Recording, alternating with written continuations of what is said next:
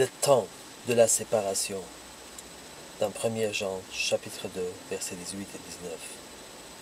Petits enfants, c'est la dernière heure, et comme vous avez appris qu'un antéchrist vient, il y a maintenant plusieurs antéchrists. Par là, nous connaissons que c'est la dernière heure.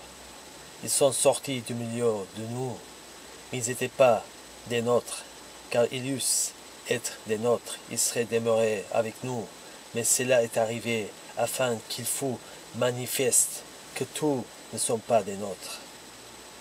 Mes frères et sœurs en Christ, nous vivons dans les derniers jours. C'est le temps de la séparation. Jésus est en train de purifier son corps. Beaucoup nous quitteront et se sépareront de nous. Nous ne devons pas être surpris quand ils sont sortis du milieu de nous, mais ils n'étaient pas des nôtres, car s'ils eussent être des nôtres, ils seraient demeurés avec nous. Mais cela est arrivé afin qu'il fût manifeste que tous ne sont pas des nôtres. L'esprit d'égarement entra en eux comme Judas, dans Jean chapitre 13, versets 26 et 27.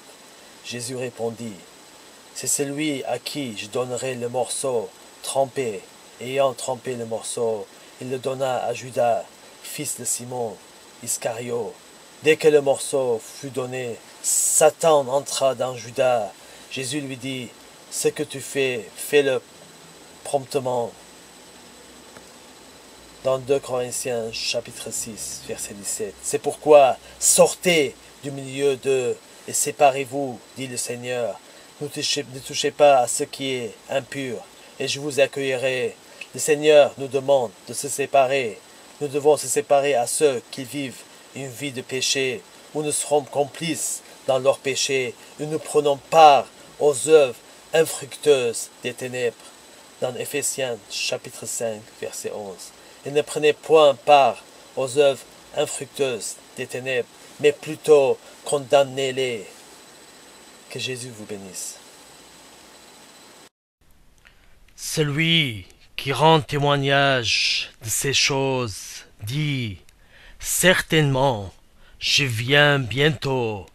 Amen. Oui, Seigneur Jésus, viens. »